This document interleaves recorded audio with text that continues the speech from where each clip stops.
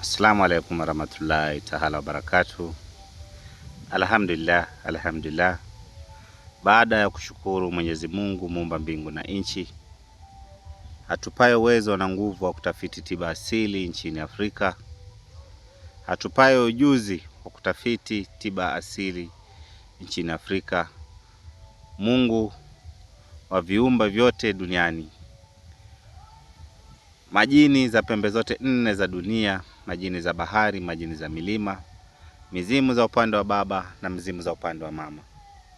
Na washukuru jioni ya leo kunifikisha katika msitu huu na kunipa maarifa ili nifunze wale watu ambao wapo na matatizo zisizoeleweka, wale ambao wanaweza kujitafutia dawa wenyewe, wakajitengenezea wenyewe na wakajisaidika mahali popote wapo.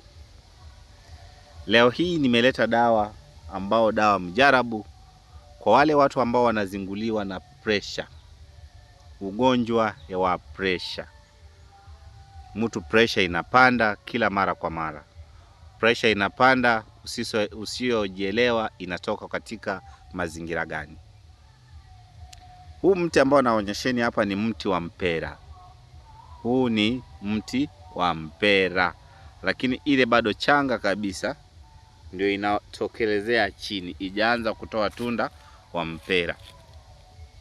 Naomba mnisikize kwa makini sana. Huu ni mti wa mpera, lakini ni ile changa kabisa ambao bado hijaanza kutoa tunda ambayo inaitwa tunda la mpera.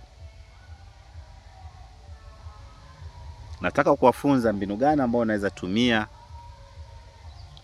huu mmea kujitibu tatizo la ugonjwa la pressure. Jinsi ambavyo unaweza fanya ili kupunguza pressure. Hii ugonjwa imezingua watu wengi sana duniani. Hii ugonjwa imetataiza watu wengi sana duniani. Na hii ugonjwa imesumbua baadhi ya watu wengi sana duniani. Watu wameenda hospitali, unabaki kutumia madawa bila kupona, unabaki kudungwa mashindano bila kupona. Lakini leo hii nimeleta mjarabu ambao itakusaidia kupunguza pressure tena kwa kasi. Sio kubatisha au sio kufikiria.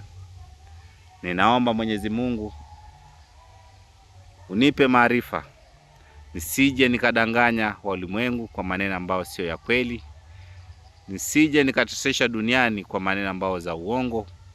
Naomba uzidi kunipa maarifa ambao maneno ambayo itaitamka kutoka kwenye kinywa changu isaidie wale ambao wasiojiweza.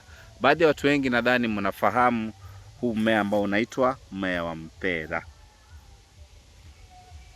Utachukua tawi hili hapa la katikati wa mpera, utachuma hizi za katikati, zile ambazo bado ni changa kabisa, na utatafuta, kuna mmea fulani sijui mtauita vipi, katika kila mtu yupo na mbinu ambao wanauita. Huu hapa naonyesheni, hii hapa nadhani umeitazama. Utachukua mzizi wa huo mti na jani la mpera. Ukishafanya hivyo utazichemsha. Ukishachemsha utachukua asali mbichi, utachanganya nayo. Utachukua maziwa, utachanganya, na utakuwa unaikunywa asubuhi na jioni, asubuhi na jioni kwa siku 30 au 32. Kwa uwezo wa Mwenyezi Mungu biidhnillah, tatizo la pressure itakuwa imepungua. Kwa kipindi ambacho unaitumia, inahitajika uwe unajipima mara kwa mara ili kujua pressure yako inashuka. Na pia kama unahitaji zile ambazo pia ishatengenezwa kwa ustadi mkubwa katika ofisi zetu zipo, unaweza tumanishiwa mali popote upo nchini Afrika au nje ya Afrika. Kwa wale ambao wapo na tatizo kama hilo, mnaweza kunitafuta kwenye nambari zangu za simu Kama unaweza kujitengenezea we mwenyewe, pia umeruhusiwa kujitengenezea. Kama unahitaji hila ambayo ishatengenezwa, pia zipo. Kwa maswali mengi zaidi unaweza piga kwa nambari za simu zenye zipo hapo chini.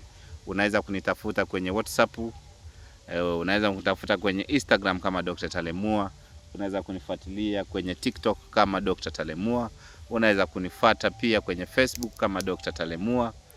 Ili kupata somo mengi zaidi, unaweza kuwasiliana na mimi kwa namba zangu za simu zenye zipo hapo. Usisahau kusubscribe, kulike na kushare kwa watu wengine, ili pia wapate elimu na wapate vitu bora na wapate vitu tamu ambao inaweza kuwasaidia mahali popote yupo. Assalamu alaikum warahmatullahi taala wabarakatuh.